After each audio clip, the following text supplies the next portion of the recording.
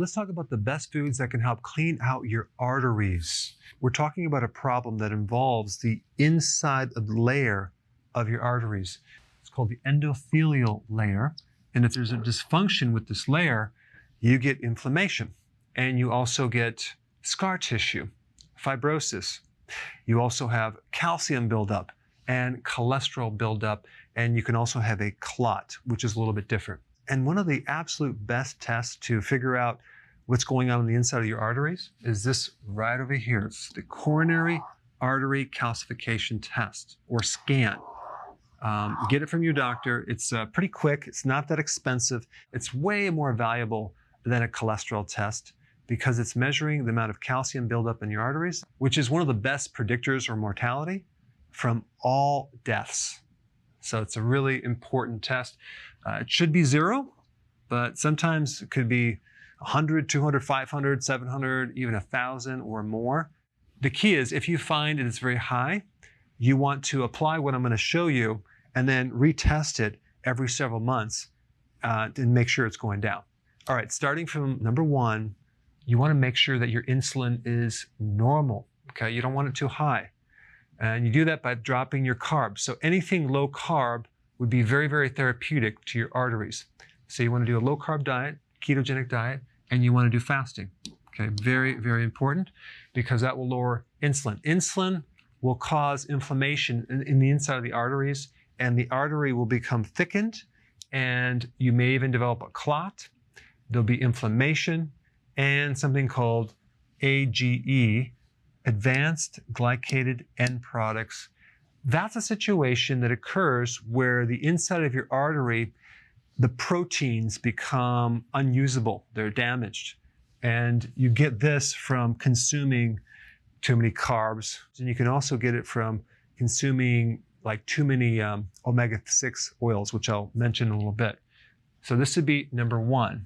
This is probably the absolute most important thing. You must handle this or these won't really work. Number 2, you want to consume foods high in vitamin K2, like natto, which is a fermented soybean, or liver. It could be beef liver, chicken liver, eggs, definitely the yolk, grass-fed butter, grass-fed beef, sauerkraut, maybe a little bit of hard or soft cheese that has vitamin K2. But vitamin K2 is all about keeping the calcium out of the arteries.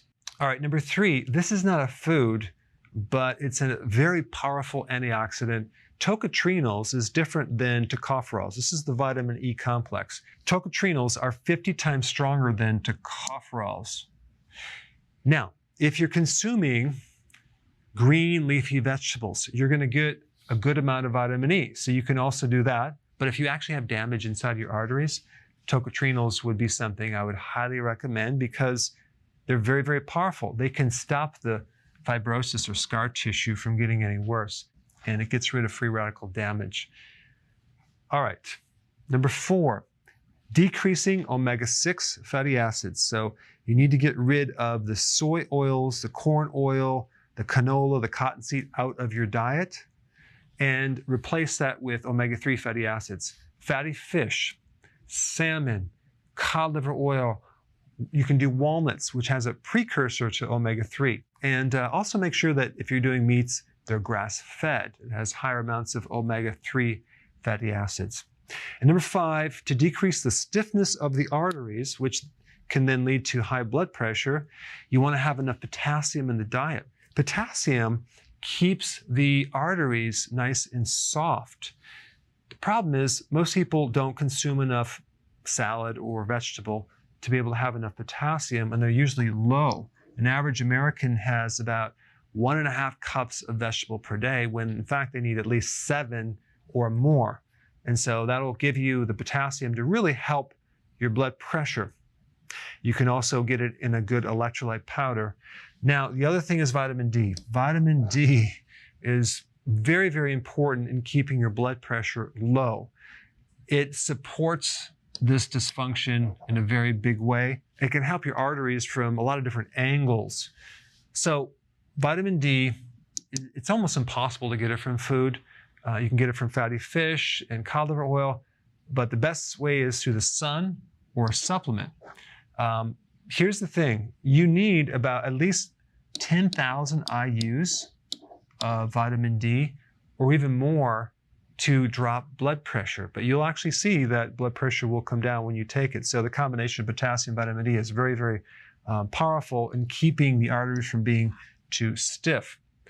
Now, there's another good remedy for high blood pressure, pomegranate. Okay, you can get it as a supplement or consume the seeds in your salad. It has great properties to lower blood pressure. So there you have it, some foods to focus on to keep your arteries clean. So if you want more knowledge on how to create a healthy body, subscribe now and get daily notifications. Daily notifications, that sounds weird. Well, I'll just remind you on a daily basis. How about that?